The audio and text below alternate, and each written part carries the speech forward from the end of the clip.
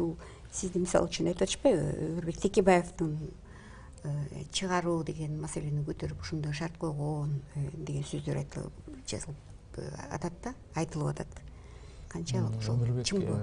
Черкешевдин чыгаруу деген шарт коюлган эмес, андай маселе көтөрүлгөн эмес. Ал маселе коомчулукта азыр көтөрүлүп атат. Эгер ошол кишинин маселесин карап турган болсо, мен деле башынан караса деген ойдомун. Өзүм жарандык, өзүм көрүп турган туура эмес иштер болгон мындай коомчулук көрүп турат да.